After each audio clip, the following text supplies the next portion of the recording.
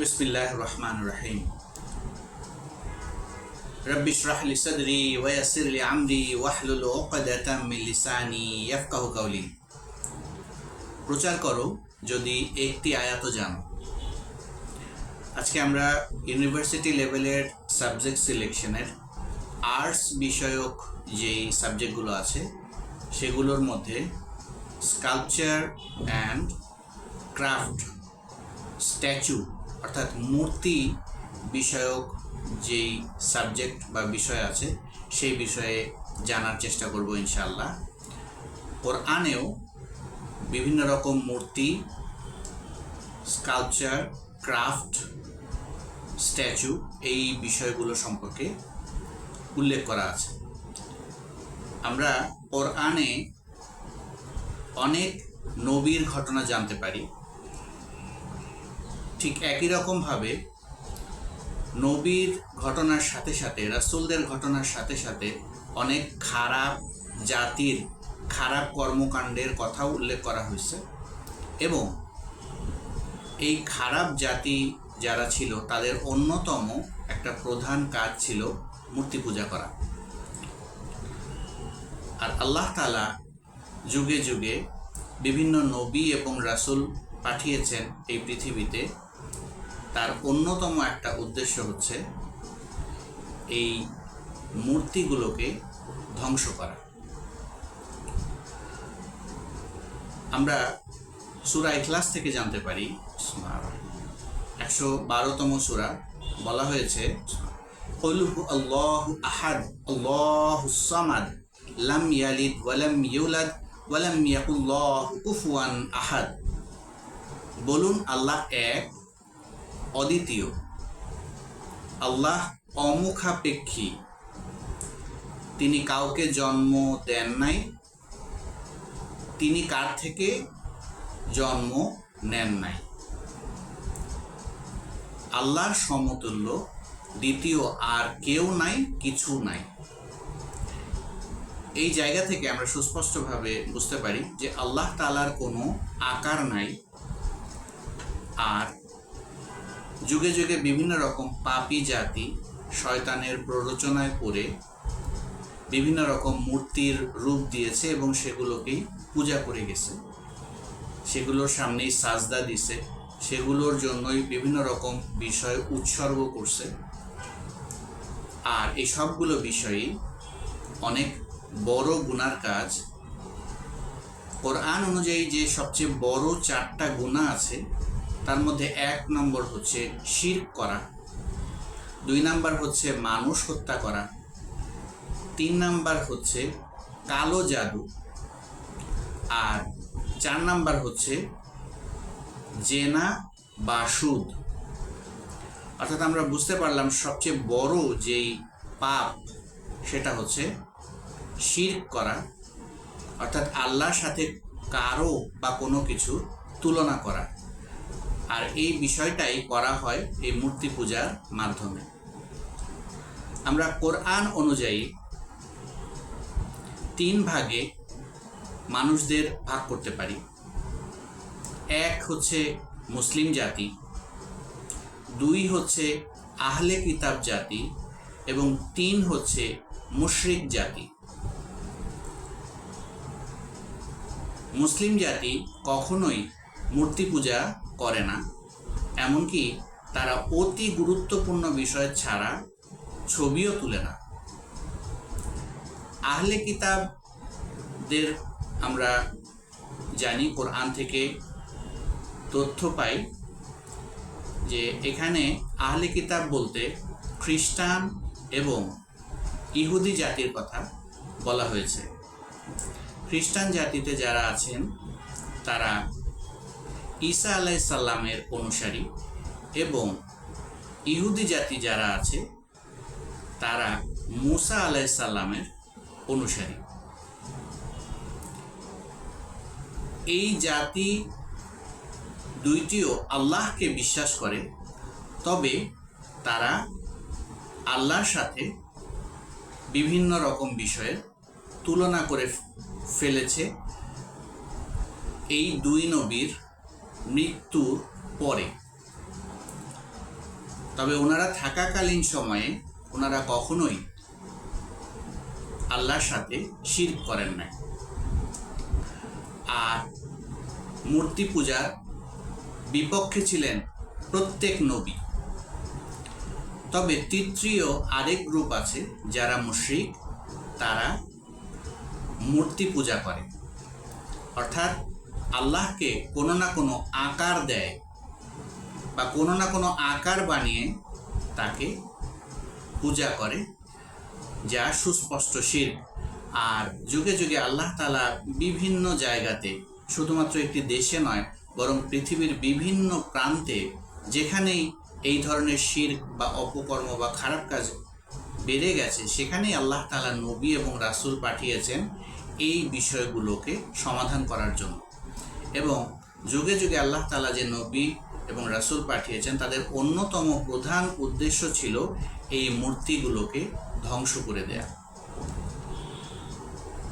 তো আজকে আমরা ইনশাআল্লাহ স্কাল্পচার অ্যান্ড ক্রাফট আর স্ট্যাচু এই বিষয়গুলো সম্পর্কে বিভিন্ন রকম বিশ্ববিদ্যালয়গুলোতে কি পড়ানো হয় কোরআনের জায়গা থেকে সেই বিষয়ে জানার চেষ্টা করব ইনশাআল্লাহ।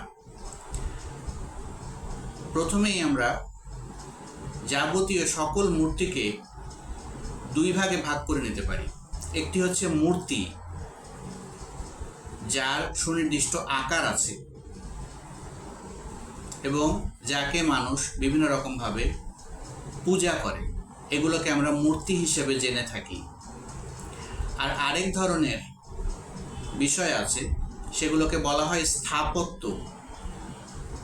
সেগুলোর সুনির্দিষ্ট কোনো আকার নাই, যেমন মানুষ বা প্রাণী বা কোনো গাছ, এই জাতীয় কোনো প্রাণীর আকার নাই, বরং সেগুলো জড় বস্তু। বিভিন্ন রকম গাণিতিক এবং জ্যামিতিক আকার দিয়ে সেই বিষয়গুলো তৈরি করা হয়। এবং আমরা এর উদাহরণ হিসেবে আমরা বলতে পারি যে বিভিন্ন রকম গুরুত্বপূর্ণ জায়গাগুলো এই স্থাপত্যের মাধ্যমেই প্রকাশিত হয়। যেমন এর মধ্যে আমরা উদাহরণ দিতে পারি শহীদ মিনার, স্মৃতিসৌধ, এমনকি মুসলিমদের যেই কাবা ঘর, অর্থাৎ আমরা হাজ করতে যে কাবায় যাই, সেখানেও চারটি দিককে আলাদা করে বোঝানোর জন্য সেখানেও একটি কাবা ঘরের আকৃতি আছে। তবে হযরত মুহাম্মদ সাল্লাল্লাহু আলাইহি ওয়াসাল্লাম 12 গ্রুপের ঝগড়া মেটানোর জন্য একটি চাদরে করে এই পাথর নিয়ে এসে নিজে সেই পাথরটি বসিয়েছিলেন এবং সকলের সমস্যার সমাধান করে দিয়েছিলেন। আর তিনি আমাদের বলেছিলেন যে এই পাথরের বা এই ঘরের কোনো গুরুত্ব নাই যদি এক আল্লাহ বিশ্বাস না থাকে এবং কোরআনকে যদি আল্লাহ প্রেরিত, আল্লাহর নাজিলকৃত আসমানি বই হিসেবে বিশ্বাস করা এবং স্বীকার করে নেওয়া না হয়। আর সেই দিক থেকে আমরা পৃথিবীর বিভিন্ন প্রান্তের মুসলিমদের জন্য একটা দিক সুনির্দিষ্ট করার জন্য, অর্থাৎ সবার সমস্যা সমাধানের জন্য যেন একটা দিক হয় এবং আল্লাহ যেন এক হয়, আল্লাহ যেন সবার কেন্দ্রে হয়, সেই জন্যই আমরা কাবাতে গিয়ে সাজদা করি। তবে সেটি আমরা কোনো ঘরকে সাজদা করি না বা কোনো পাথরকে সাজদা করি না, বরং আমরা এক আল্লাহকে সন্তুষ্ট করার জন্য ইমামের নেতৃত্বে এই সালাত আর হাজ করে থাকি। আর এইভাবে আমরা পৃথিবীর অন্যান্য বিভিন্ন ধর্মেও বিভিন্ন রকম মূর্তির উপস্থিতি দেখতে পাই। তবে আমাদের মুসলিমদের হজ করার একমাত্র উদ্দেশ্য হচ্ছে কোরআনের যেই আদেশ সেই আদেশকে পালন করা এবং কোরআনের নাজিল হয়েছে মূর্তি জাতীয় যাবতীয় যত কুসংস্কার সেই সব কিছুকে ধ্বংস করে দেওয়ার জন্য। আমরা প্রথমেই জেনে নেই মূর্তির প্রকারভেদ সম্পর্কে। প্রথমত যদি আকৃতিগত দিক থেকে আমরা মূর্তিকে ভাগ করি তাহলে আমরা প্রথমেই পাব মানব আকৃতির কিছু মূর্তি, যেগুলোর মধ্যে মানুষের আকার আকৃতি পাওয়া যায়। বিভিন্ন যুগে বিভিন্ন বড় বড় যারা যোদ্ধা এবং রাষ্ট্রনায়ক ছিল তারা তাদের মূর্তি তৈরি করে গেছে। তবে এদের মধ্যে অনেকে জীবিত অবস্থায় এই মূর্তিগুলো প্রতিষ্ঠা করেনি, বরং তাদের মৃত্যুর পরেই অন্যান্য মানুষরা সেই মূর্তিগুলো তৈরি করেছে। দ্বিতীয়ত আমরা প্রায় প্রাণী এবং পরিবেশ বিষয়ক বিভিন্ন মূর্তি, অনেক ধর্মে, অনেক মুশরিক ধর্মে প্রাণীকেও পূজা করা হয়, এমনকি অনেক জায়গাতে গাছকেও পূজা করা হয়।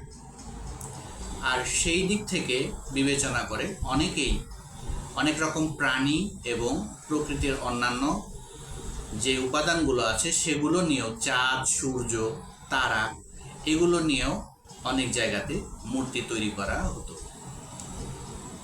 আমরা যদি আরও জানি তাহলে 3 নম্বরে পাবো ধর্মীয় কিছু মূর্তি। ইসলামে মূর্তির কোনো স্থান নাই। আহলে কিতাবদের ধর্মীয় বিষয়গুলোতেও ঈসা আলাইসাল্লাম এবং মুসা আলাইসাল্লাম যখন জীবিত অবস্থায় ছিলেন ওনারা সবসময় এগুলোর বিরুদ্ধে ছিলেন, সম্পূর্ণ বিরুদ্ধে ছিলেন। তবে ওনাদের মৃত্যুর পরে তাদের অনুসারীদের মধ্যে বিভিন্ন দল এবং বিভক্তি আসার পরে তাদের অনেকেই মূর্তি বানানোর চেষ্টা করেছে। আর এইভাবে বিভিন্ন রকম নবী রাসূলদেরও মূর্তি বানানোর চেষ্টা করা হয়েছে। আর চতুর্থত আমরা আরেক ধরনের মূর্তি পাই, সেগুলো হচ্ছে ব্যবসায়িক উদ্দেশ্যে বা মানুষের কাজে ব্যবহার করার জন্য ফাংশনাল ক্রাফট। অনেক ক্ষেত্রে এই ক্রাফটগুলো আকার শুধুমাত্র বাজারে ব্যবহার করার জন্য হয়ে থাকে। বিভিন্ন রকম রাস্তার মোড়গুলোতে বিভিন্ন রকম এই ধরনের ক্রাফট পাওয়া যায়। আর এই বিষয়গুলো যখন ঐতিহাসিকভাবে অনেক বড় বড় বিষয় হয়ে থাকে তখন আমরা সেগুলোকে ফাংশনাল ক্রাফট হিসেবে পাই, যেগুলো ডেকোরেশনের কাজে ব্যবহার হয়, টেক্সটাইলের কাজে ব্যবহার হয়, ভেসেলস এবং পোটেট্রির কাজে ব্যবহৃত হয়। আর এই মূর্তির সাথে আর্কিটেকচার জাতীয় যেই লেখাপড়া তারও একটু গভীর সম্পর্ক আছে। বিভিন্ন ধর্মের যেই উপাসনালয়গুলো থাকে সেগুলো আলাদা আলাদা ডিজাইনের হয়।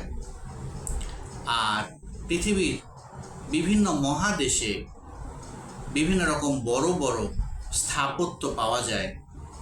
আর এই বড় বড় স্থাপত্যগুলো ওই মহাদেশের অন্যান্য বড় নিদর্শন হিসেবে কাজ করে, ওই ধর্মের অনেক বড় নিদর্শন হিসেবে কাজ করে।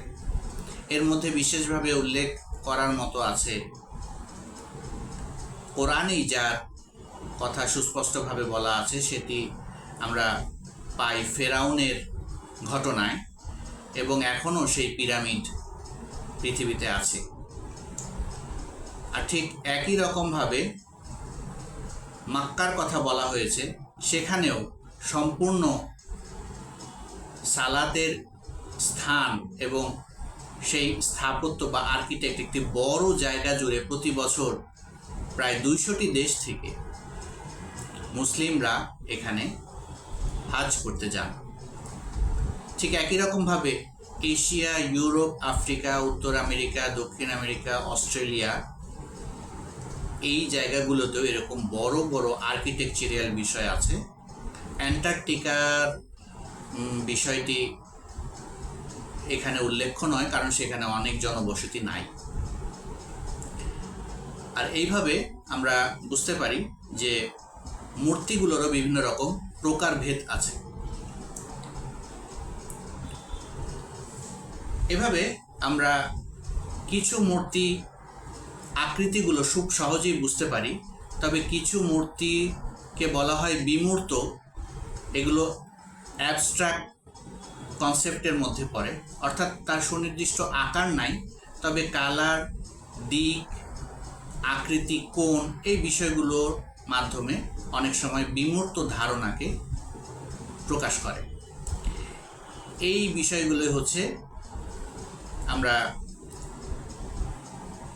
মূর্তিকে আকারগত জায়গা থেকে যে বিষয়গুলো ভাবে ভাগ করতে পারি। আসুন আমরা এবার জেনে নেই যে এই মূর্তিগুলো কি কি বিষয় দিয়ে বানানো যায়।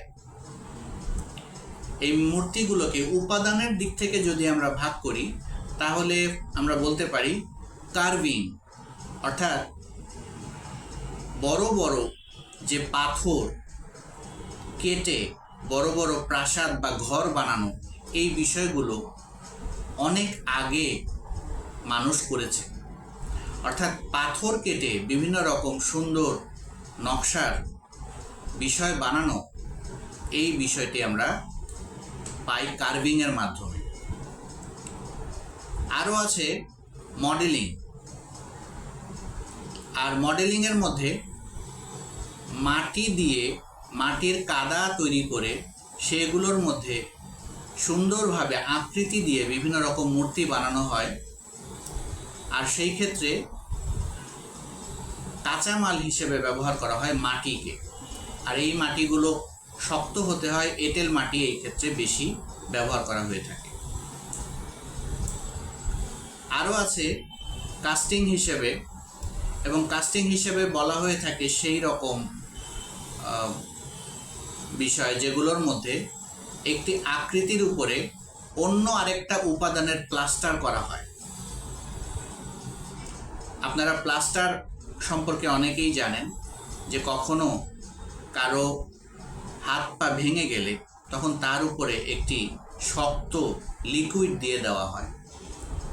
আর এই জাতীয় আকৃতির বিষয়গুলো আমরা পাই কাস্টিংয়ে। আরও আছে অ্যাসেম্বলি, অর্থাৎ একটা মূর্তির বিভিন্ন অংশ বিভিন্ন বিষয় দিয়ে তৈরি করা। কোনো অংশ হয়তো রড সিমেন্ট দিয়ে, কোনো অংশ হয়তো কাঠের তৈরি, অন্য একটা অংশ হয়তো বেতের তৈরি, কোনো একটা অংশ হয়তো লোহা ব্যবহার করা হয়েছে। আর এভাবে অনেকগুলা পার্ট যখন একত্রে করা হয় তখন সেখানে বিশেষ সংযুক্ত করার জন্য, যেন বিষয়টি ভেঙে না যায়, সেই জন্য অনেক শক্ত কিছু ব্যবহার করা হয়। এমন কিছু কেমিক্যাল ব্যবহার করা হয় যাতে বিষয়গুলো ভেঙে না যায়। আর সেই জায়গাগুলো নিয়ে অ্যাসেম্বলিং ভাবে এই মূর্তিগুলো তৈরি করা হয়। এছাড়াও আমরা আরও বেশ কিছু ধরনের মূর্তি আছে, যার মধ্যে রয়েছে লোহা দিয়ে তৈরি করা বিভিন্ন রকম মূর্তি। আরও আছে কাঠ আর বেত দিয়েও বিভিন্ন রকম মূর্তি তৈরি করা হয়।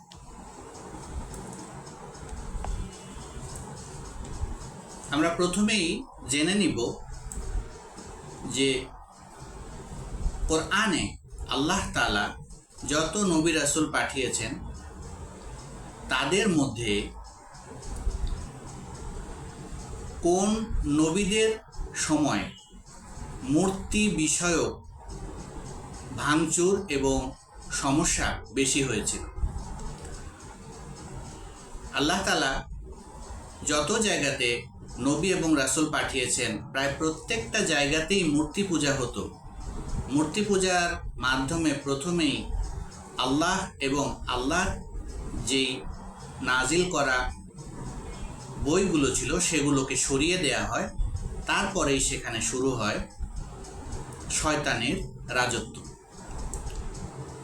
তো আমরা প্রথমে আসুন জেনে নেই যে কোরআনে কোন নবীদের কথা বলা হয়েছে এবং সেই নবীদের সঙ্গে মূর্তির কি সম্পর্ক ছিল। মূর্তির কথা যখন আসে তখন সবার আগে উল্লেখ করতে হয় সুলাইমান আলাইহিস সালামের কথা। 34 নম্বর সূরার 13 নম্বর আয়াতে এই বিষয়ে উল্লেখ আছে এবং কোরআনে বলা হয়েছে সুলাইমান আলাইহিস সালাম এর মৃত্যুর পরেও সেখানে ওনার যে মূর্তি সেটি দাঁড়িয়েছিল এবং জিনরা তাকে এত ভয় পেত যে তার কাছেও যেতে সাহস পায়নি। আর একইভাবে আমরা আরও জানতে পারি মূর্তির বিষয়ে বলা আছে ঈসা আলাইহিস সালামের ঘটনাতেও 5 নম্বর সূরার 110 নম্বর আয়াতে বলা হয়েছে প্রথমে মাটি দিয়ে একটি পাখি তৈরি করা হলো, তারপর সেই মাটির পাখিতে রূহ দিয়ে দেওয়া হলো। ঈসা আলাইহিস সালামকে আল্লাহ তাআলা বিশেষ ক্ষমতা দিয়েছিলেন, তিনি মৃত ব্যক্তির মধ্যেও রূহ এনে তাকে জীবিত করতে পারতেন।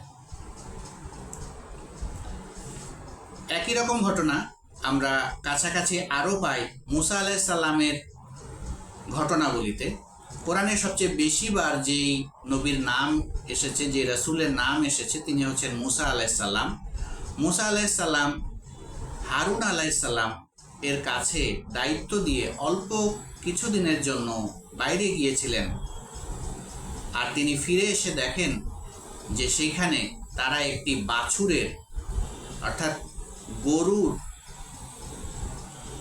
বাছুর এর মূর্তি বানিয়ে রেখেছে এবং সেগুলোকে পূজা করা শুরু করে দিয়েছে এবং সেটি ছিল স্বর্ণের একটি বাছুর।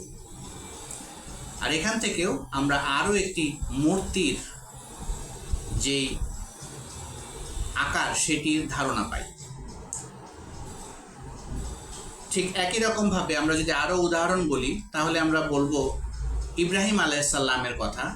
ইব্রাহিম আলাইহিস সালাম আমাদের মুসলিম জাতির আদি পিতা।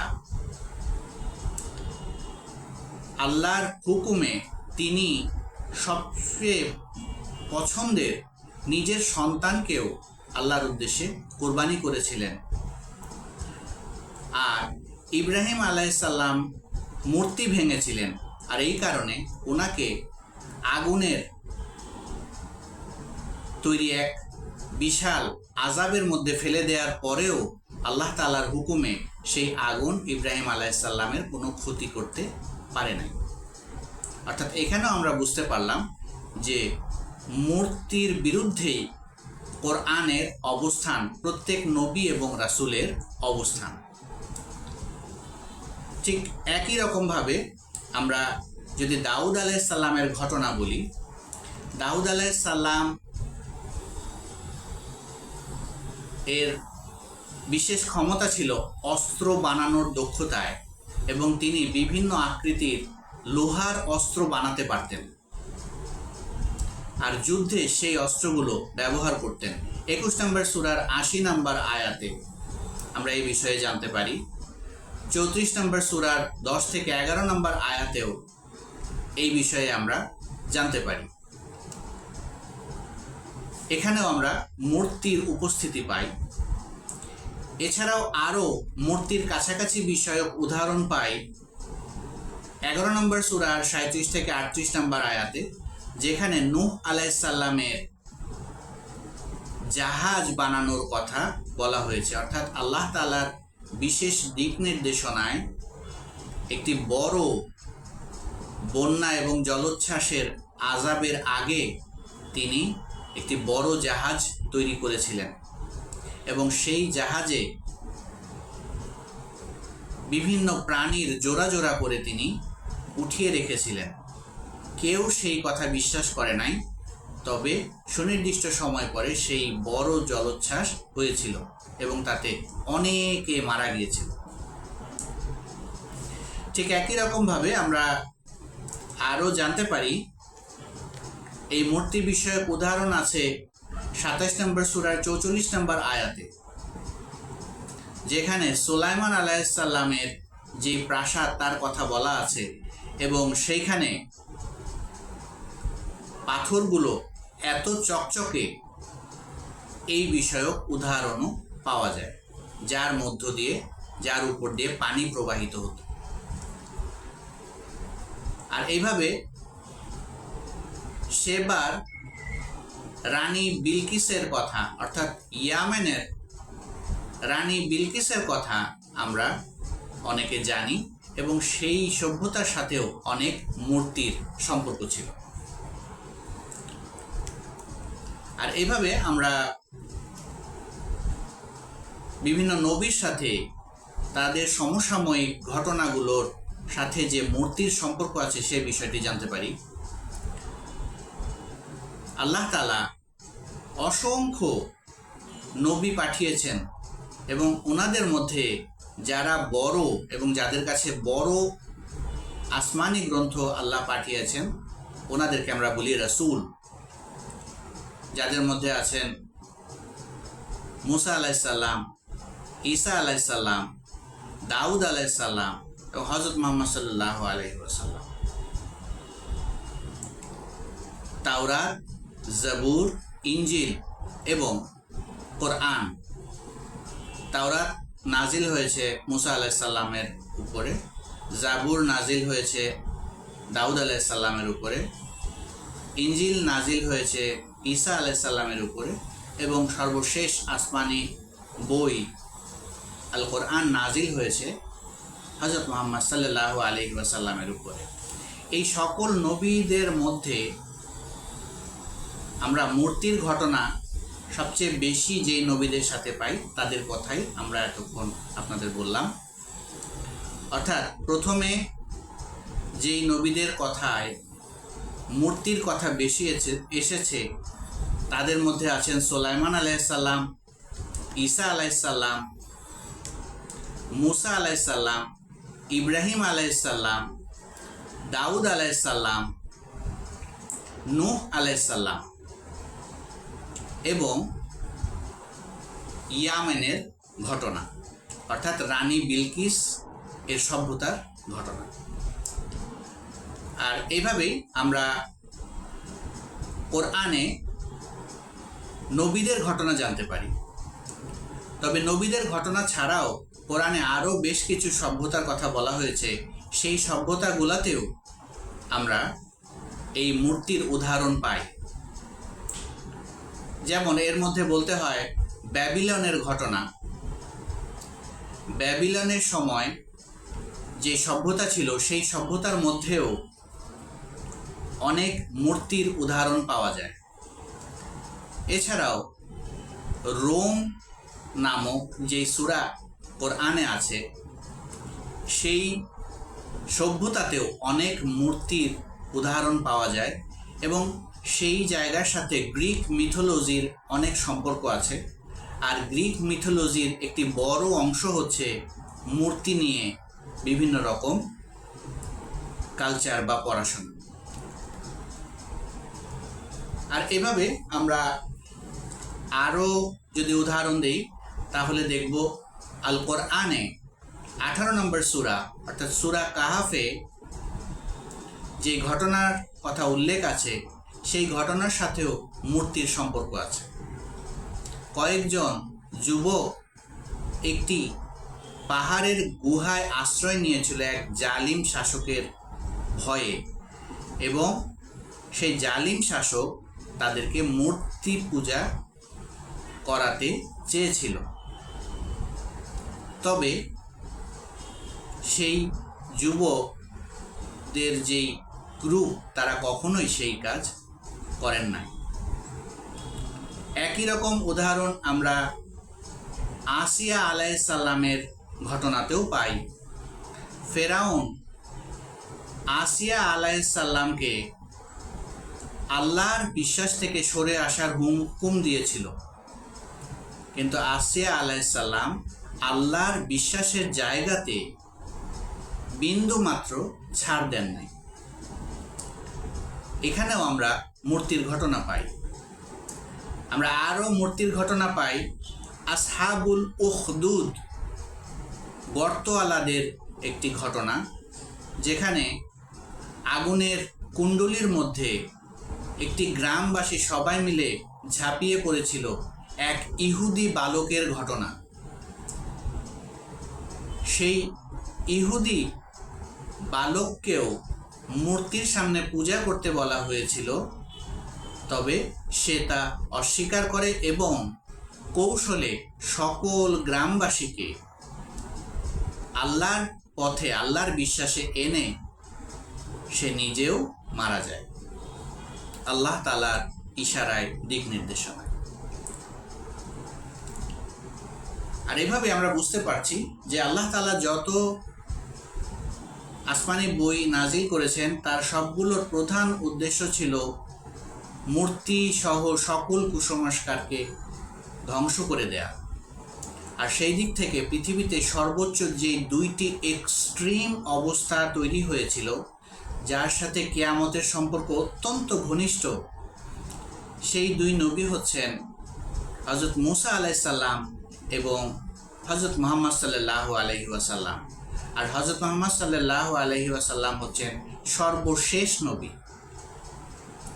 এই দুই নবীর সময়ই মূর্তির প্রচলন অত্যন্ত বেশি ছিল। মুসা আলাইহিস সালামের সময় ফেরাউন ক্ষমতা হারানোর ভয়ে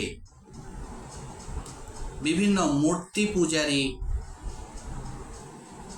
ভবিষ্যৎবাণী করা যারা ছিল, ধর্মীয় উপাসক বা নেতা, তাদের দিক নির্দেশনাতে আকাশের তারা গুনে তারা ফেরাউনকে যখন জানিয়েছিল যে এমন কেউ জন্মাতে যাচ্ছে যিনি এই সবগুলো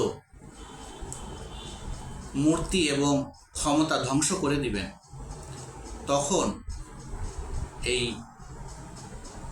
মুসা আলাইহিস সালামের সময়ে ফেরাউন ওই সময়কার নতুন জন্ম নেওয়া সকল ছেলে বাচ্চাদেরকে হত্যা করে ক্ষমতার লোভে।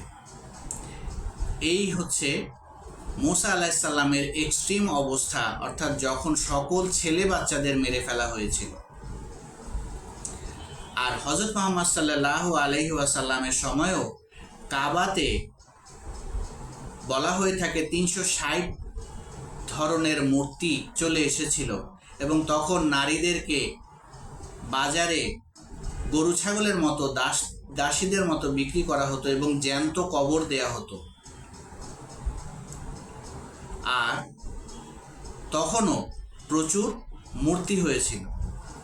আর হযরত মুহাম্মদ সাল্লাল্লাহু আলাইহি ওয়াসাল্লামের সময়ও সর্বোচ্চ এক্সট্রিম অবস্থা দাঁড়িয়েছিল, আর সেটি হচ্ছে নারীদেরকে জ্যান্ত কবর দেওয়া হতো।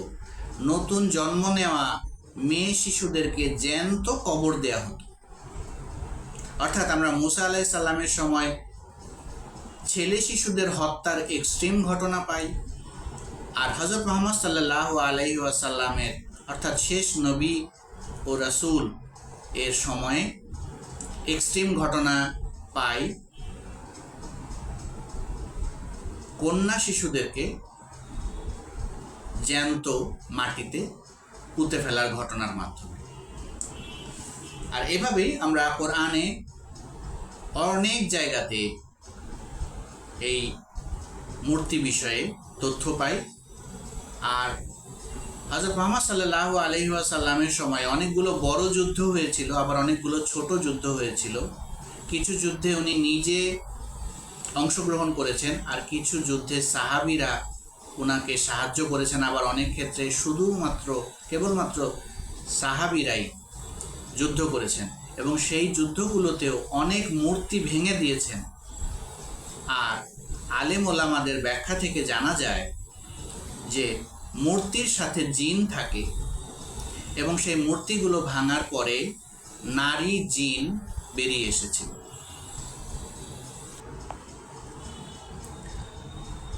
কোরআনে সবচেয়ে বড় যেই 3টি পাপের কথা বলা হয়েছে, 25 নম্বর সূরার 70 নম্বর আয়াতে এ বিষয়ে বলা হয়েছে যে 3টি বড় পাপ থেকে মানুষ যদি সত্যি সত্যি মন থেকে কথা এবং কাজে উভয়ভাবে ফিরে এসে আল্লাহর রাস্তায় প্রবেশ করে, তাহলে তার আগের সকল গুনাহ আল্লাহ তাআলা নেকিতে পরিবর্তন করে দিবেন।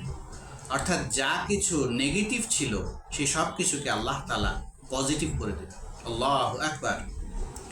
আর এই বিষয়গুলো অর্থাৎ শিরক করা, কালো জাদু করা এবং মানুষ হত্যা, এই 3টি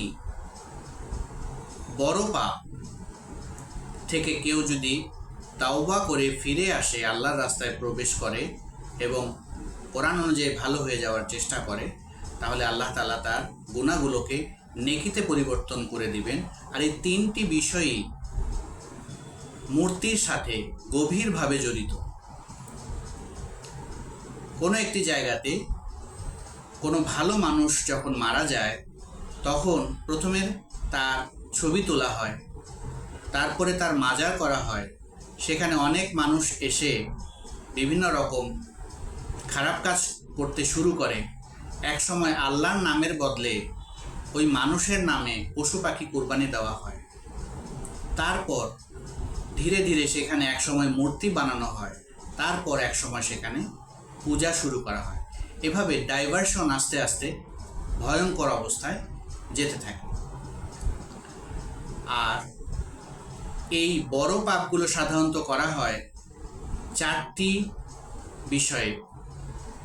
আর এই 4টি বিষয়ের মধ্যে অন্যতম 3টি দেখে বিয়ের পাত্র বা পাত্রী সিলেক্ট করা হয়, যেমন বংশ, অর্থ সম্পদ আর স্বাস্থ্য।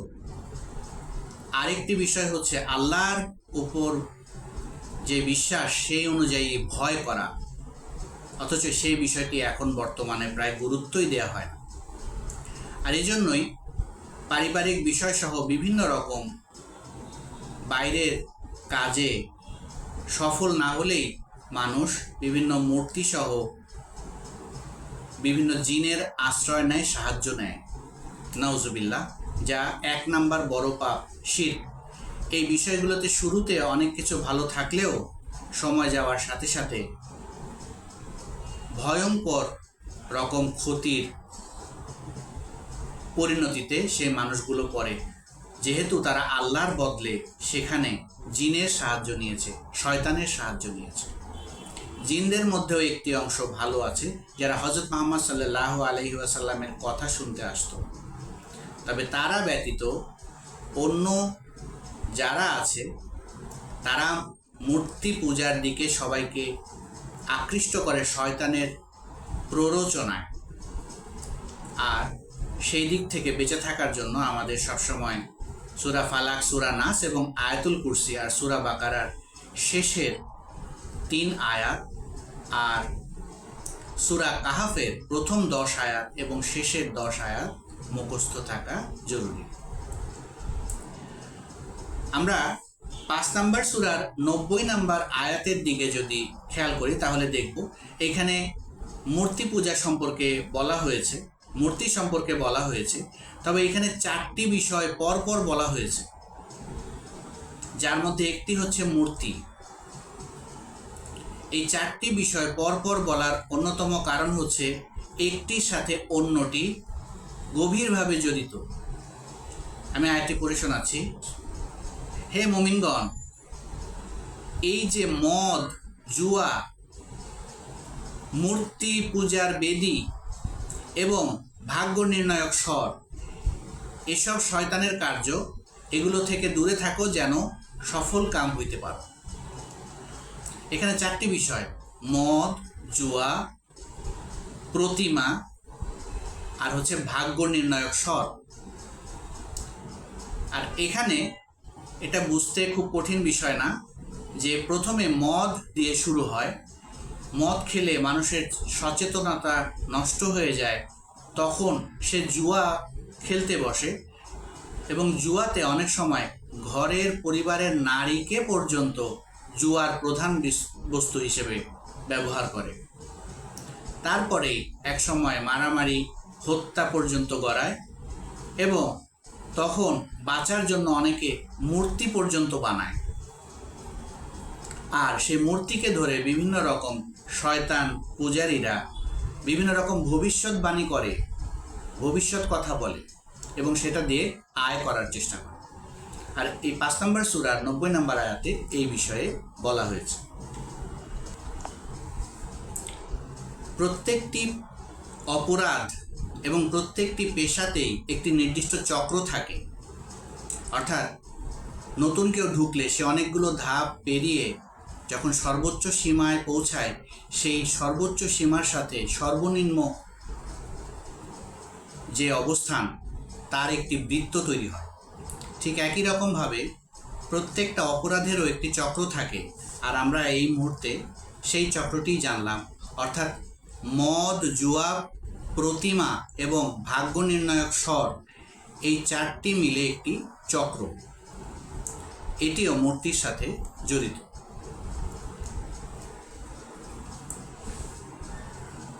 আর এই মূর্তি পূজার মাধ্যমে যে কালো জাদু ছড়ায়, সেই কালো জাদু অত্যন্ত ভয়ঙ্কর। আমাদের দেশে রাষ্ট্রীয়ভাবে এই বিষয়গুলো বৈধতা না পেলেও কালো জাদুর ব্যবসা আমাদের দেশে বর্তমানে আইনগতভাবে বৈধ না হলেও পৃথিবীর অনেক উন্নত দেশে ইন্টারনেট সহ, নেটওয়ার্ক সহ বিভিন্নভাবে এই ধরনের কালো জাদুর ব্যবসা করা বৈধ।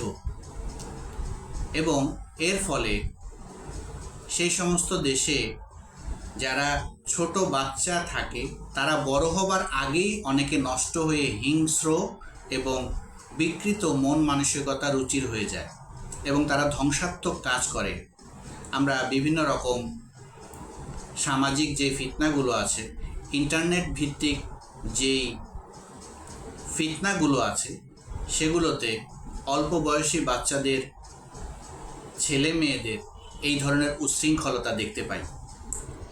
এগুলোরও একটি চক্র আছে। আর এই বিষয়গুলোর এক্সট্রিম অবস্থা অর্থাৎ সর্বোচ্চ ক্ষতি অনেক উন্নত দেশও অভিজ্ঞতা পেয়ে গিয়েছে। অর্থাৎ উন্নত দেশগুলো এই বিষয়গুলো, এই কালো জাদুর প্রভাবে সবচেয়ে খারাপ যে অভিজ্ঞতা পেয়েছে, সেই বিষয়গুলো আমাদের মতো দেশগুলোতে মাত্র শুরু হতে যাচ্ছে। এই বিষয়গুলো যদি এখনই বন্ধ করা না যায়, তাহলে অদূর ভবিষ্যতে শয়তান ঘরে ঢুকে মন্ত্র পড়বে, আর নারী বাচ্চারা, কিশোরী, কুমারী, তরুণীরা নিজের গায়ে নিজেই আঘাত করবে। যেমন বিভিন্ন ধর্মীয় উৎসবে আমরা দেখি যে অনেকেই আবেগের অতিরিক্ত করে নিজের গায়ে নিজেই বিভিন্ন রকম অস্ত্র দিয়ে আঘাত করে। এই ধরনের বিভিন্ন রকম ভয়ঙ্কর পরিণতি পৃথিবীর বিভিন্ন জায়গায় ইতিমধ্যে হয়ে গিয়েছে। আর সেই জায়গাগুলো থেকে অভিজ্ঞতা নিয়ে আমাদের দেশের ভবিষ্যৎ প্রজন্ম যেন সুন্দর হয়, সেই দিকে মনোযোগ দেওয়াটাই উচিত। অর্থাৎ মূর্তি পূজার যেই কালো জাদু, সেগুলো থেকে আমাদের ভবিষ্যৎ যেন সুন্দর হয়, সেদিকেই রাষ্ট্রীয়ভাবে, কোরআনভিত্তিকভাবে ব্যবস্থা নেওয়া উচিত। এই জন্য 2টি বিষয় একই সাথে জরুরি। একটি হচ্ছে যারা অগ্রজ, তাদের কোরআনভিত্তিকভাবে দিক নির্দেশনা দিয়ে সামনে এগিয়ে যাওয়া, এবং একই সাথে যারা নতুন প্রজন্ম, তাদের কোরআনভিত্তিকভাবে বড় হওয়া। অন্যথায় একজনের উন্নতি আরেকজন খেয়ে ফেলবে।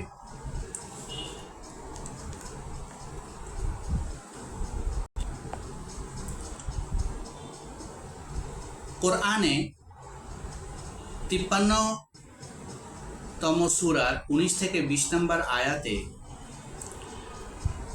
লাত, মানত এবং উজ্জা এই 3 মূর্তির কথা বলা হয়েছে।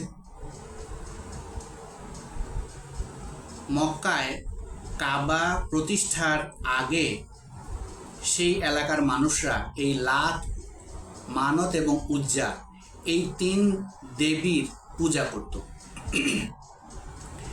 তারা এই 3 মূর্তিকে আল্লাহ তাআলার কন্যা ভাবত। নাউজুবিল্লাহ। আল্লাহর কোনো শরীক নাই। আর এই লাত, উজ্জা, মানত এই 3 মূর্তি পৃথিবীর বিভিন্ন ধর্মে, পৃথিবীর বিভিন্ন মহাদেশের বিভিন্ন জায়গার ঘটনাতে জড়িয়ে আছে। এটি শুধুমাত্র মুসলিমদের ঘটনা নয়, বরং এই 3 মূর্তি অর্থাৎ লাত, মানত, উজ্জা এই 3 মূর্তিকে একই সাথে পৃথিবীর বিভিন্ন ধর্মের ঘটনায় পাওয়া যায়। এটি এশিয়া মহাদেশে যেমন পাওয়া যায়, ইউরোপ, আফ্রিকা, উত্তর আমেরিকা, দক্ষিণ আমেরিকা, অস্ট্রেলিয়া এই জায়গাগুলোতে যে বিভিন্ন ধর্ম আছে সেই ধর্মগুলোতেও এই 3 দেবীর কথা একসাথে পাওয়া যায়। এমনকি আকাশে 3টি তারা একই লাইনে দেখা যায়। এই 3 তারার সাথেও এই লাত, উজ্জা এবং মানাত এই 3 দেবীর কথা একসাথে উল্লেখ করা হয়ে থাকে। হযরত মুহাম্মদ সাল্লাল্লাহু আলাইহি ওয়াসাল্লামের নির্দেশে এই 3 মূর্তি এবং মন্দির ধ্বংস করে দেওয়া হয়। আর আমাদের এই উপমহাদেশে হিন্দু ধর্মের দেবী লক্ষ্মী, পার্বতী এবং সরস্বতী এই 3 দেবীকেও একসাথে লাত, মানাত এবং উজ্জা বলা হয়ে থাকে। এছাড়াও গ্রিক মিথোলজিতে এই 3 দেবীর একসাথে উপস্থিতি পাওয়া যায়। হিন্দু ধর্মে দুর্গাকে জ্ঞানীর দেবী বলা হয়। আর সেই জ্ঞান অনুযায়ী মূর্তি পূজা করতে বলা হয়।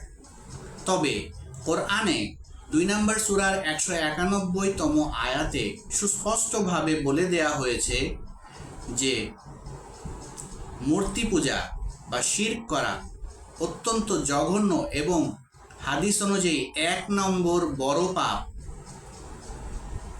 আর এই পাপ মানুষ হত্যা থেকেও বড় পাপ। অর্থাৎ একটা মানুষকে হত্যা করলে যে পাপ হবে তার থেকেও বড় পাপ হচ্ছে এই মূর্তি পূজা।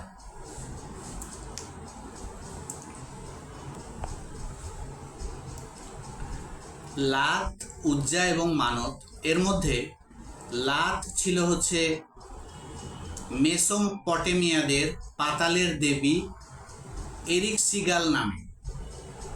কার্থেজে তাকে আল্লাত্তু নামে ডাকা হতো। পেত্রা ও হাত্রার অধিবাসীরা তার পূজা করত। তাকে গ্রীক দেবী অ্যান্থেনা ও টাইসির সাথে তুলনা করা হতো। আর রোমান দেবী মিনার্ভার সাথেও তুলনা করা হতো। প্রাচীন যেই পুঁথি বা বইগুলো পাওয়া যায় সেগুলোতে এই দেবীর নাম পাওয়া যায়। এছাড়াও গ্রিক ইতিহাসে আফ্রোদিতি নামক যে দেবী পাওয়া যায় তার সাথেও তুলনা হয়েছে এই মূর্তির। আর এভাবে আমরা লাতের পরে হযরত মুহাম্মদ সাল্লাল্লাহু আলাইহি ওয়াসাল্লামের সময়কার ঘটনায় ওনার হুকুমে খালিদ বিন ওয়ালিদ উজ্জা নামক যে মূর্তি সেটি ধ্বংস করেন এবং ধ্বংসের পর একটি কালো কুচকুচে রঙের উস্কো খুস্কো চুল বিশিষ্ট নগ্ন নারী জিন বেরিয়ে আসে। আর খালিদ বিন ওয়ালিদ তার পা থেকে মাথা থেকে পা পর্যন্ত চিরে দ্বিখণ্ডিত করেন। তৃতীয় যে মূর্তিটি সেই মূর্তিটি হচ্ছে মানাত। এই মানতকে প্রাক ইসলামিক মানুষেরা ভাগ্যের দেবী হিসেবে পূজা করত। তাকে গ্রিক ও রোমান দেবী নেমিসিসের সমতুল্য বলা হতো, আর দেবতা হুলালের স্ত্রী মনে করা হয়। তিন মূর্তির মধ্যে মানত দেবী হচ্ছে সবচেয়ে প্রাচীন, আর তাকে সবাই বেশি পূজা করত, তার থেকে বেশি আশা করত। হযরত মুহাম্মদ সাল্লাল্লাহু আলাইহি ওয়াসাল্লামের নির্দেশে সাদ ইবনে জাইদ আল আসওয়ালি মানাতের মন্দির ধ্বংস করেন। আর এখনও পৃথিবীর বিভিন্ন জায়গাতে মূর্তিগুলোর পূজা হয়। আর এই পূজাগুলোতে অংশগ্রহণ করে অনেক মুসলিম নেতারাও, অনেক মুসলিম নাম নিয়ে অনেক পরিচালকরাও, এমনকি অনেক ক্ষেত্রে অনেক ইমামদেরকেও সেখানে অংশগ্রহণ করতে দেখা যায়, যারা পথভ্রষ্টকারী। আর 2 নম্বর সূরার 191 নম্বর আয়াত অনুযায়ী এই মূর্তি পূজাগুলো করা বা এগুলোতে সাহায্য করা, সহযোগিতা করা মানুষ হত্যার থেকেও বড় পাপ। 2 নম্বর সূরার 191তম আয়াত অনুযায়ী। আল্লাহর নাজিল করা পবিত্র বই, পবিত্র গ্রন্থ আল কোরআনে 71তম সূরার 23 নম্বর আয়াতে আল্লাহ তাআলা অনেকগুলো মূর্তির নামে আমাদের জানিয়েছেন। এই নামগুলো পরপর এসেছে। এদের মধ্যে আছে ওয়াদ, সুয়া, ইয়াগুস, ইয়াউক এবং নাসার।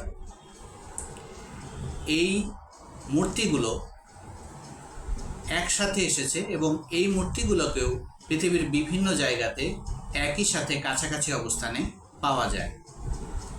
ইতিহাসে জানা যায় এই মূর্তিগুলো মানুষের নাম থেকে এসেছে। সেই মানুষগুলো প্রথমে ভালো ছিল, আদর্শবান ব্যক্তি ছিল তারা, এবং নূহ আলাইহিস সালামের সময়ে তারা আদর্শবান ব্যক্তি ছিল।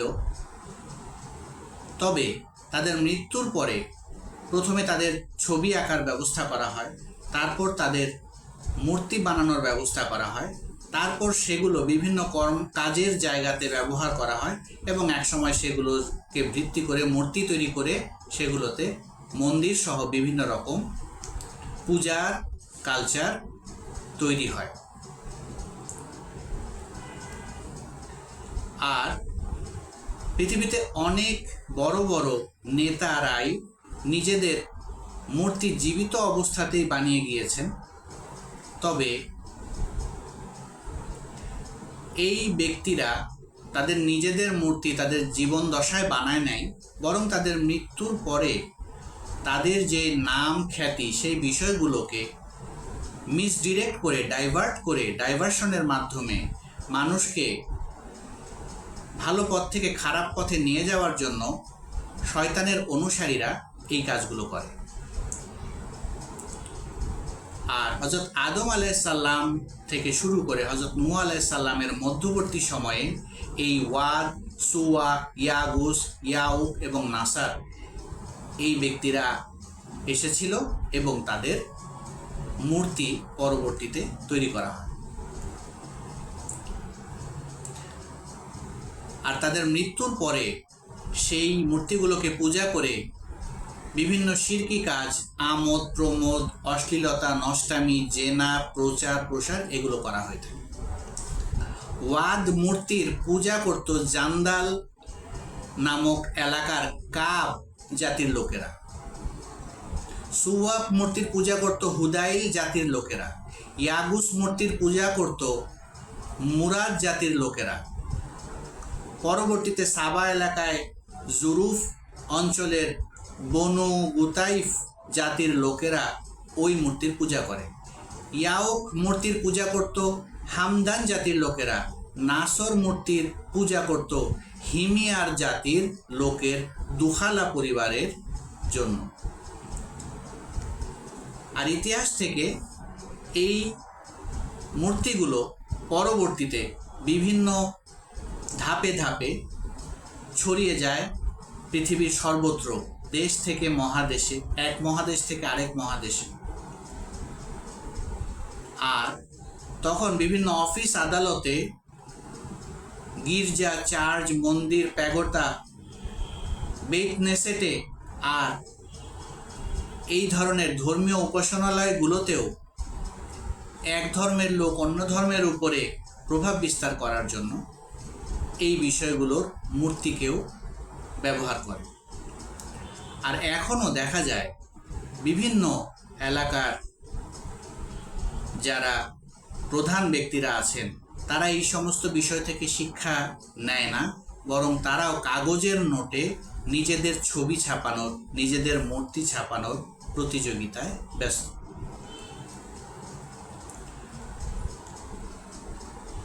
আর ইতিহাস থেকে জানা যায় যে এই প্রত্যেক ব্যক্তির প্রচুর ধন সম্পদ ছিল, অনেক সন্তান সন্ততি ছিল, তবে একটি সুনির্দিষ্ট সময় পরে তাদের উপর জলোচ্ছ্বাস এবং বন্যা দেন আল্লাহ তাআলা, এবং তারপর সেই সব জাতি, সেই মূর্তি পূজারী সকল জাতি ধ্বংস হয়ে যায়।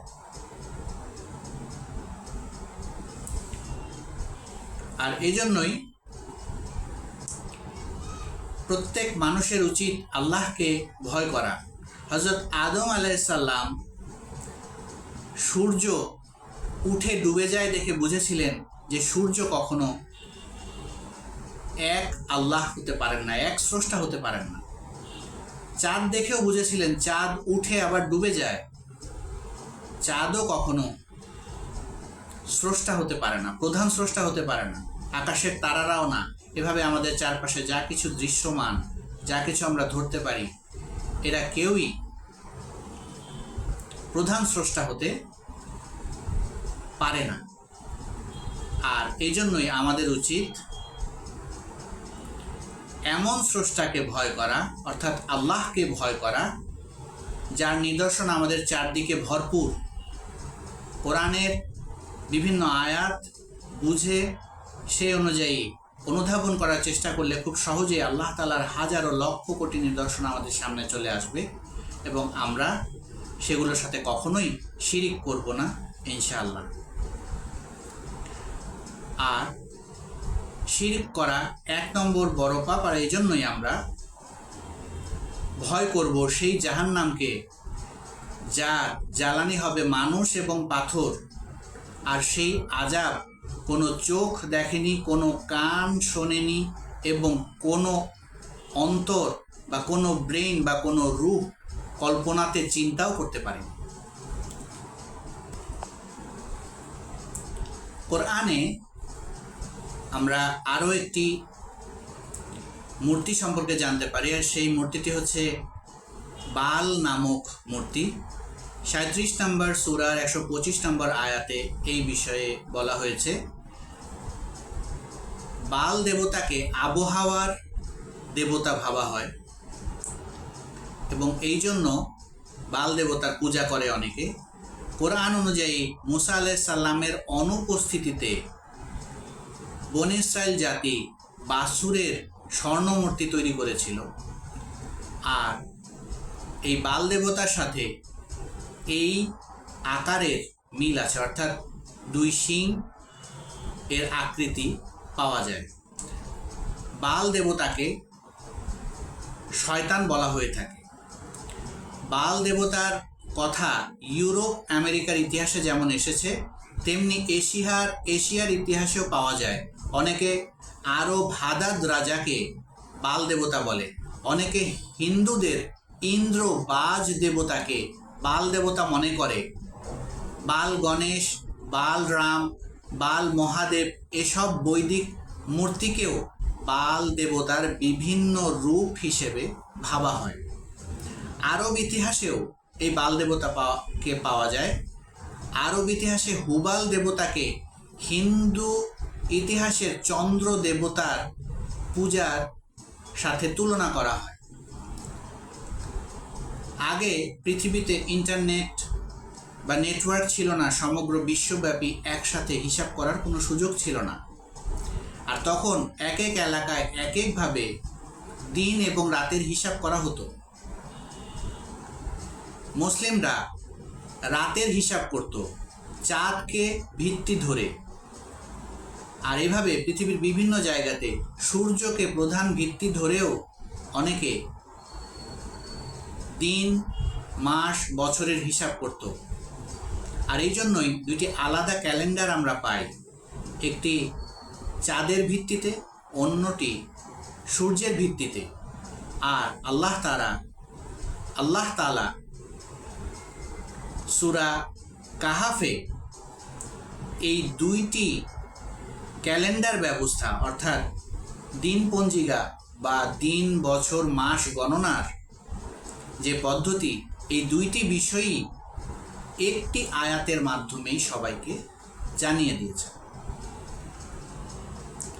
আর এভাবেও অনেকে দিনের আলোতে এক ধরনের জীবন ব্যবস্থা বেছে নিয়েছে, আবার অনেকে রাতের আলোতে যে বিভিন্ন রকম কর্মকাণ্ড সেগুলোকে জীবন ব্যবস্থা হিসেবে বেছে নিয়েছে। তবে আল্লাহ তাআলা কোরআনে সুস্পষ্টভাবে জানিয়ে দিয়েছেন, আল্লাহ দিনকে করেছে কাজের জন্য আর রাতকে করেছে বিশ্রামের জন্য। দিনের অধিকাংশ কাজই ভালো আর আল্লাহ তাআলা এগুলো রিজিকের জন্য দিয়েছেন, আর রাতের অধিকাংশ কাজই অপ্রয়োজনীয় এবং সেগুলো পাপ সৃষ্টিকারী। আর এই জন্য রাতের অধিকাংশ কাজ থেকে হাদিসেও আমরা জানতে পারি, রাতে অর্থাৎ মাগরিবের পরে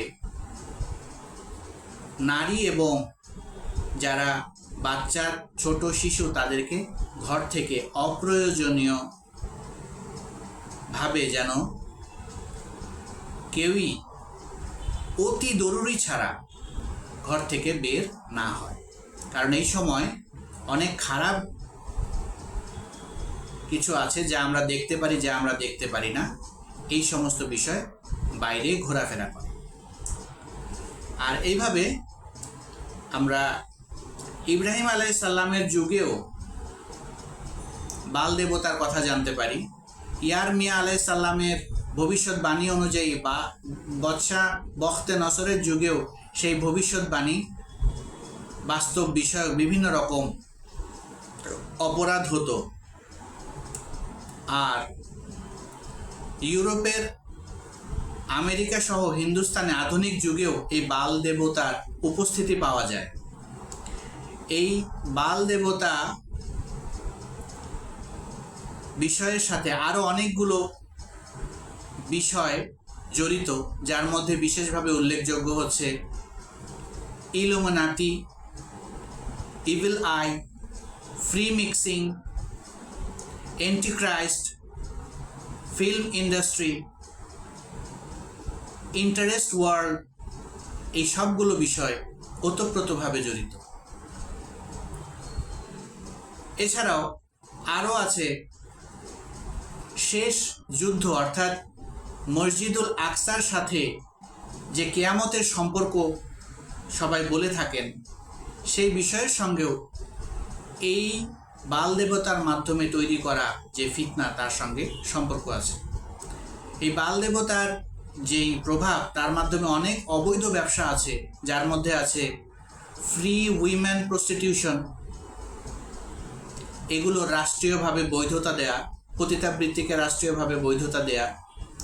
এছাড়াও বিভিন্ন রকম দ্বীপে সুদী অর্থায়নে বিভিন্ন রকম গবেষণাগার তৈরি করা, যেখানে আল্লাহ তাআলা যে সমস্ত প্রাণীর মধ্যে মিশ্রণ ঘটাইতে নিষেধ করছেন সেগুলোর মধ্যে যৌন সংযম ঘটায় আরও উন্নত অস্ত্র বা জানোয়ার তৈরি করার চেষ্টা করা কৃত্রিমভাবে। এছাড়াও আছে বায়োটেকনোলজিক্যালি বিয়ে বহির্ভূত সম্পর্কের মাধ্যমে আরও উন্নত প্রজাতি তৈরি করার যে অপচেষ্টা। আরও আছে স্পার্ম ব্যাংক, অর্থাৎ বৈধভাবে কোরআন ভিত্তিকভাবে একজন কাজী এবং দুইজন পুরুষ সাক্ষীর উপস্থিতি ছাড়া কোরআন ভিত্তিক না হয়ে যে সমস্ত বিয়ে করা, তার বাইরে স্পার্ম ব্যাংক অর্থাৎ যার স্বাস্থ্য উন্নত তার থেকে স্পার্ম ভাড়া করা,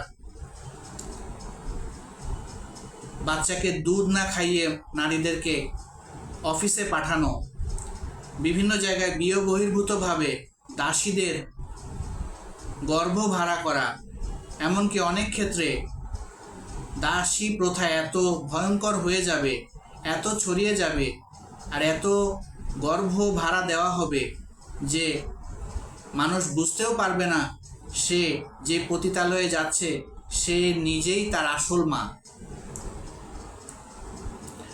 আরও আছে বিয়ে প্রথাকে বিভিন্ন রকম সুদি পলিসি দিয়ে বন্ধ করে দেয়া।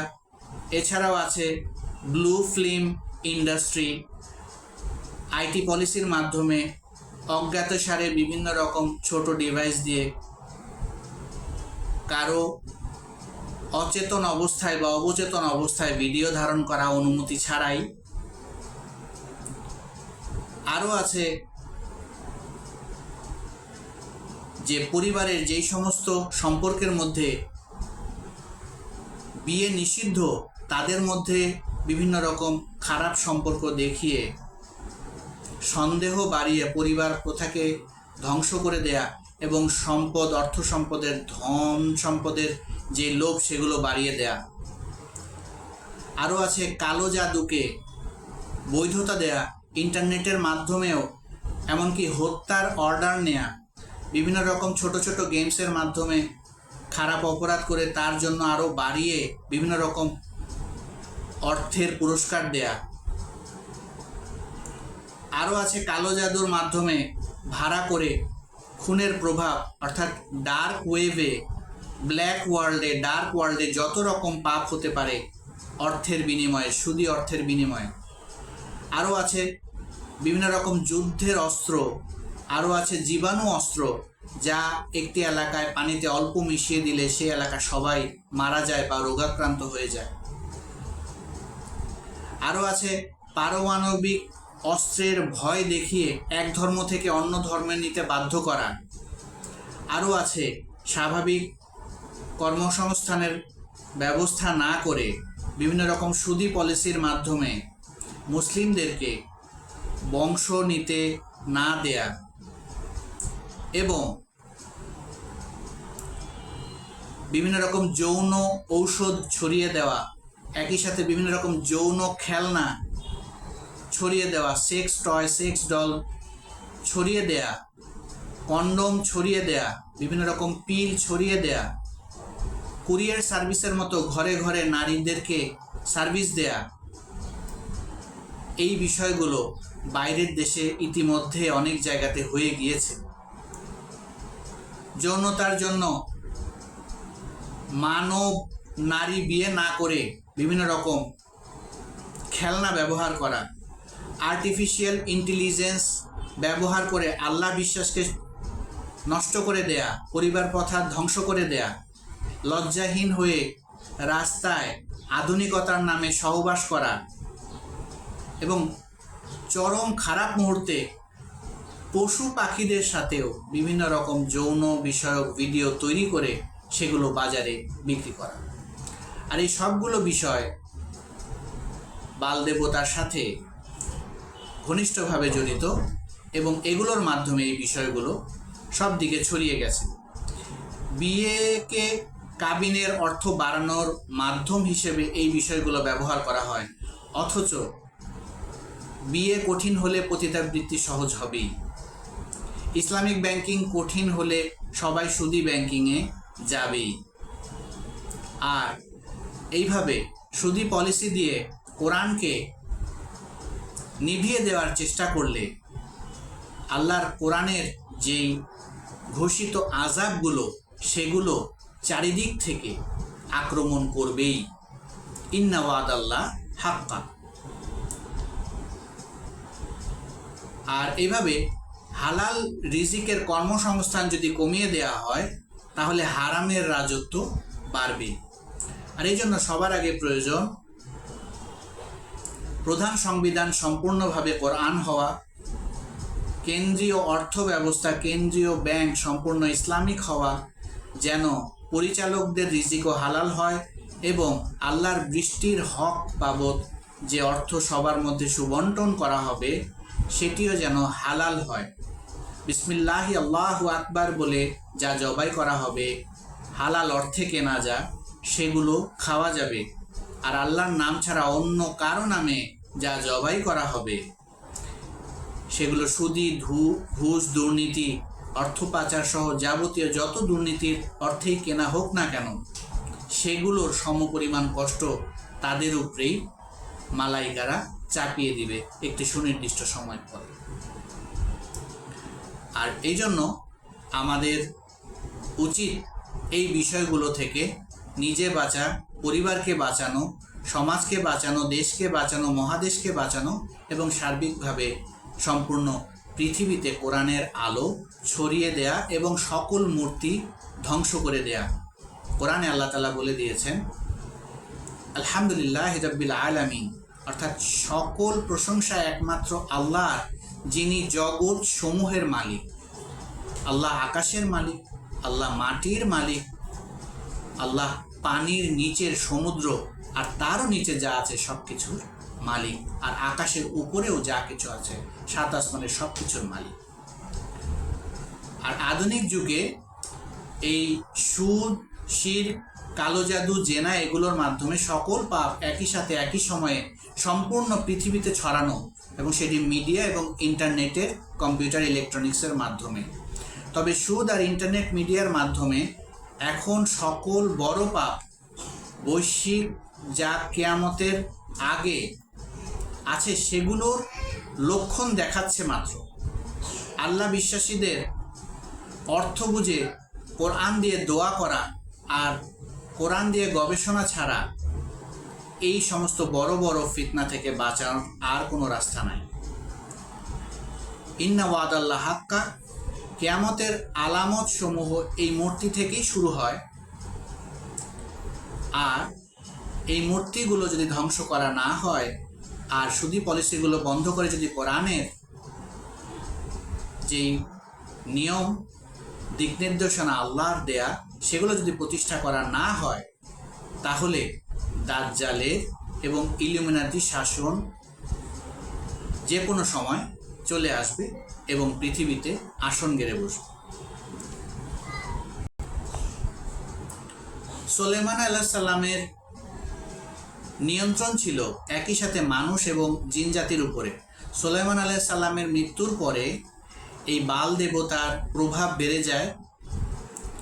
মিশরীয় ইতিহাসেও বাল সভ্যতার এবং বাল দেবতার কথা পাওয়া যায়। আর বাইবেলেও দুই শিংওয়ালা লুসিফার নামক যে চরিত্রটি আছে, সেই চরিত্রটিকে অনেকে বাল দেবতা মনে করে। কালো জাদু এবং জেনার মাধ্যমে সম্পূর্ণ পৃথিবীকে নিয়ন্ত্রণ করার যে ষড়যন্ত্র, অর্থাৎ দাজ্জালীয় ফিতনা এবং ইলুমিনাতির যেই কালো ষড়যন্ত্র, সেই ষড়যন্ত্র অনেক আগে থেকেই আছে। আর এই জন্য পৃথিবীর বিভিন্ন দেশে বিভিন্ন শয়তান পরিচালকদের মধ্যে এই দাজ্জালীয় চুক্তি হয়ে আছে, যা কোরআন বিরোধী এবং এরা প্রত্যেকেই আল্লাহর শত্রু। সুন্দরী নারীদেরকে কালো নারীর সামনে এনে বা কালো পুরুষের সামনে এনে সকলকে আকৃষ্ট করার এই যে নুড অ্যাট্রাকশন গ্রামার, সেটি পৃথিবীর সর্বত্র ছড়িয়ে গেছে। আর এই দেশ সহ পৃথিবীর বিভিন্ন দেশে প্রধান কেন্দ্রীয় ব্যাংক হচ্ছে সুদী। আইন, বিচার এবং শাসন সবগুলো ব্যবস্থাই এই মূর্তির ব্যবসার সঙ্গে জড়িত, এবং তাদের প্রত্যেকের চুক্তি, বেতন, ফ্যাসিলিটি সব কিছুই এই সুদী। আর আল্লাহ তাআলা কোরআনে সুদকে সবচেয়ে বড় পাপ বলেছেন এই দৃষ্টিকোণ থেকে যে তাদের বিরুদ্ধে আল্লাহ যুদ্ধ ঘোষণা করেছেন। অন্য কোনো পাপের বিরুদ্ধে যুদ্ধ ঘোষণার কথা বলা হয় নাই। আর এইভাবেও যখন কোনো একটি জায়গার মূল জায়গাটি ঠিক করা হয় তখন তার উপকারিতা অধীনস্থ সবাই পায়। আর যখন কোনো একটি জায়গার মূল যে উৎস সেই জায়গাটি কোরআন বিরুদ্ধ হয়, মানব রচিত হয়, তখন তার প্রভাবে যে আযাব, সেই আযাব তার অধীনস্থ প্রত্যেকের উপর বর্তায়। আল্লাহ যদি রক্ষা না করেন নিজ দয়ায়, তাহলে এছাড়া আর কোনো নিষ্কৃতির পথ নাই। যারা মহাকাশ নিয়ে জানেন তারা অনেকেই জানেন ব্ল্যাক হোল নামক একটি ধারণার কথা। তার ভেতরে একবার যে পড়ে সেখান থেকে আর কেউ বেরিয়ে আসতে পারে না। ঠিক একই রকমভাবে শিরক এমন একটি পাপ, এই বিষয়টি যদি কেউ একবার করে ফেলে এবং তার মধ্যে ঢুকে পড়ে তাহলে তার থেকে বেরিয়ে আসা অত্যন্ত কঠিন।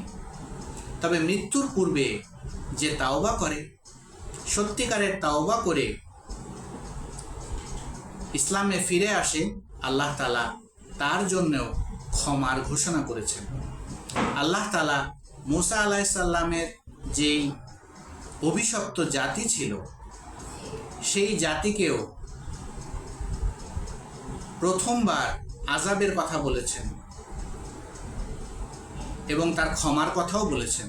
দ্বিতীয়বারেও ক্ষমার কথা বলেছেন, তবে তৃতীয়বারে ভয়ঙ্কর আযাবের কথা বলেছেন।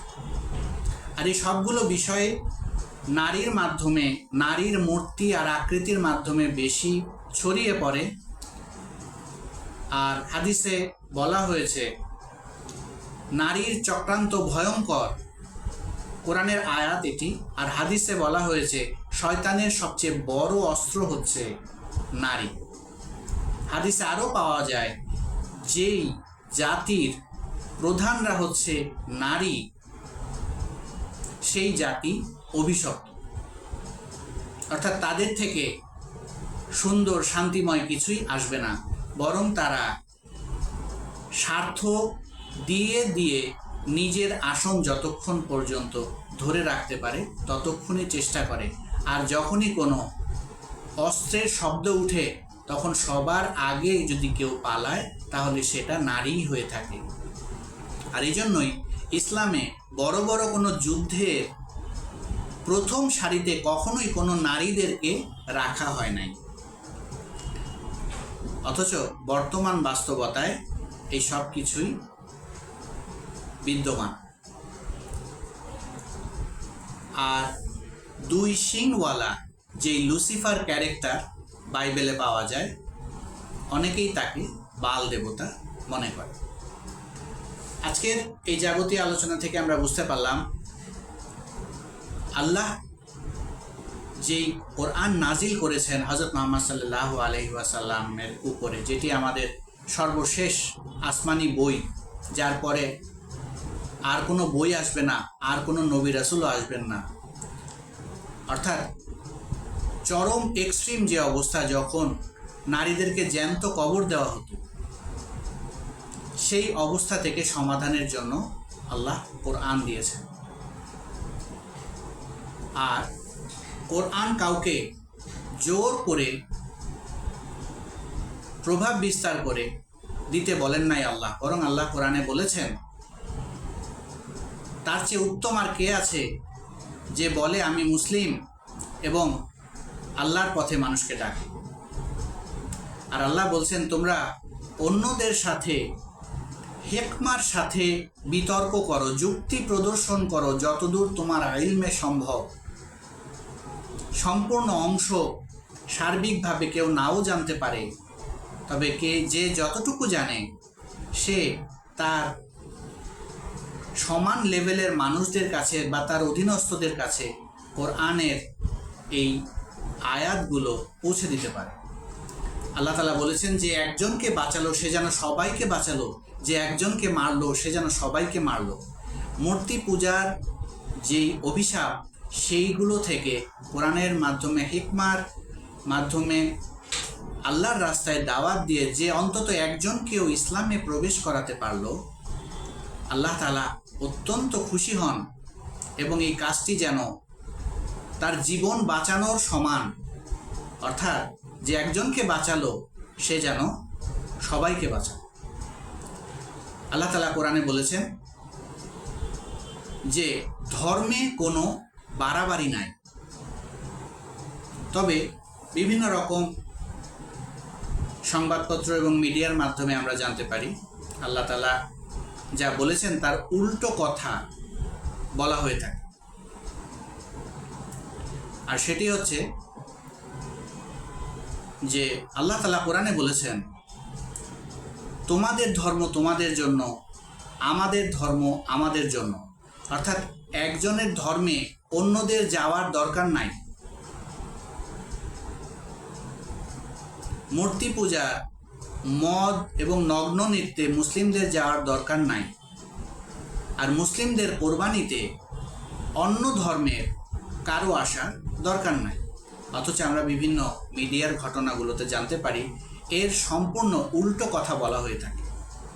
এটি শুধু একটি বিষয় নয়, একটি দেশে যতগুলো মন্ত্রণালয় থাকে প্রত্যেকটা মন্ত্রণালয় দিয়ে হাজার রকমের উক্তি দিয়ে, বক্তব্য দিয়ে কোরআন বিরোধী কথা সুন্দরভাবে মিষ্টি করে মিশিয়ে গুলিয়ে খাইয়ে দেওয়ার প্রচেষ্টা চলে এবং তার মাধ্যমে সেখান দিয়ে কোরআন বিরোধী পলিসি ঢোকানোর চেষ্টা করা হয়। আর আল্লাহ তাআলার কোরআনের প্রকৃত আলেমরা যদি এই জায়গাগুলোতে না থাকে এবং এই বিষয়গুলোতে আটকাতে না পারে, তাহলে কিয়ামত অবশ্যম্ভাবী সময়ের ব্যাপার মাত্র। আল্লাহ তাআলা কোরআনে অন্য কারো উপরেই জুলুম করতে নিষেধ করেছেন। এই মূর্তি জাতীয় খারাপ যে কালচারগুলো আছে সেগুলো থেকে বাঁচার জন্যই, কালো জাদু থেকে বাঁচার জন্যই সূরা ফালাক এবং সূরা নাস, আয়াতুল কুরসি এবং সূরা বাকারার শেষ আয়াত, আর দাজ্জালের আগ্রাসন থেকে বাঁচার জন্য সূরা কাহাফের প্রথম 10 আয়াত এবং শেষ 10 আয়াত মুখস্থ রাখা অত্যন্ত জরুরি। পৃথিবীর অনেক দেশেই দেখা যায় মুসলিমদের উপর অত্যাচার করা হয় এবং তাদেরকে জোর করে লা ইলাহা ইল্লাল্লাহু মুহাম্মাদুর রাসূলুল্লাহ এই কথার পরিবর্তে তাদের ধর্মীয় যে কথা আছে সেগুলো জোর করে বলা হয়। তবে ইসলামে এই আচরণের, এই ব্যবহারের সম্পূর্ণ বিরুদ্ধে বলা হয়েছে। অর্থাৎ কাউকেই ইসলামী ভূখণ্ডের ভেতরে থাকলেও তাকে জোর করে মুসলিম বানানো যাবে না, বরং তাকে আল্লাহ তাআলার কোরআনের যে অসংখ্য নিদর্শন আছে সেগুলো তার সামনে তুলে ধরতে হবে একের পর এক, একের পর এক, একের পর এক। এবং এক সময় অবশ্যই তার মস্তিষ্কের যেই ভুল অর্ডার অফ লজিক্স সেগুলো পরিবর্তন হয়ে আল্লাহর সামনে সাজদা দিতে বাধ্য হবে ইনশাআল্লাহ। আর সবশেষে কোরআনের একটি আয়াত আপনাদের সবার সামনে উল্লেখ করতে চাই। এই ধর্ম নিয়ে বিভিন্ন রাজনৈতিক দল গঠন হয়, আর এই রাজনৈতিক দলগুলো এক ধর্ম অন্য ধর্মের নামে খারাপ বলে বলে এদের মধ্যে হিংস্রতা বাড়ায়। অথচ প্রত্যেকের আলাদা আলাদা জায়গা আছে। কেবলমাত্র কোরআন যারা সম্পূর্ণ বুঝে, কোনো রকম শর্ত ছাড়া এবং কোনো রকমভাবে প্রভাবিত না হয়ে ইসলামে প্রবেশ করতে চায়, ইলমের ভিত্তিতে, কোনো লোভের জন্য নয়, আল্লাহ তাআলার মাধ্যমে জীবন বিধান হিসেবে ইসলামকে পেয়ে সুখ এবং শান্তির জন্য যারা ইসলামে আসতে চায় তাদেরকে আমাদের হযরত মুহাম্মদ সাল্লাল্লাহু আলাইহি ওয়াসাল্লাম আমন্ত্রণ জানিয়েছেন এবং হযরত মুহাম্মদ সাল্লাল্লাহু আলাইহি ওয়াসাল্লাম বলেছেন যে তিনি তার উম্মতের সংখ্যা নিয়ে আল্লাহর সামনে সন্তুষ্ট হবেন। অর্থাৎ অন্যান্য ধর্মের কিছু মানুষ জান্নাতে হয়তো যাবে, তবে হযরত মুহাম্মদ সাল্লাল্লাহু আলাইহি ওয়াসাল্লামের পেছনে সবচেয়ে বেশি উম্মত মুসলিম থাকবে। আর সবশেষে বলতে চাচ্ছি যে মূর্তি ভাঙার জন্যই আল্লাহ তাআলা বিভিন্ন সময় বিভিন্ন যুগে বিভিন্ন নবী পাঠিয়েছেন। এক এক জাতির এক এক রকম অপরাধ ছিল, তাদেরকে ধ্বংস করার জন্যই আল্লাহর হুকুমে তারা ব্যবস্থা নিয়েছেন। তবে কখনোই জোর করে কাউকে ইসলাম ধর্ম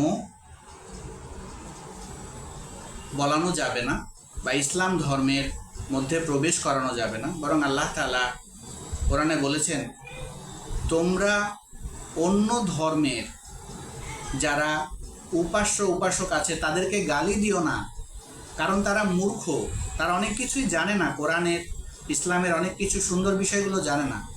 তারা অজ্ঞতাবশত, তারা মূর্খ হওয়ার কারণে আল্লাহকেই উল্টো গালি দিয়ে বসতে পারে।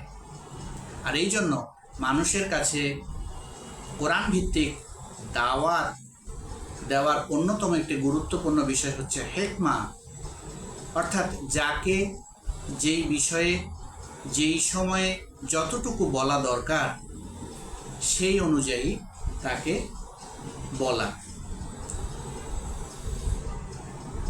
বড় অসুখে, বড় যতগুলো অসুখ আছে সেগুলোতে সাধারণ ঔষধ দিলে যেমন কাজ হয় না, তেমনি সাধারণ যে অসুখগুলো আছে সেগুলোতেও অনেক মাত্রাতিরিক্ত বড় বড় ঔষধগুলো দিলেও রোগী অনেক সময় মারা যায়। আর এই জন্য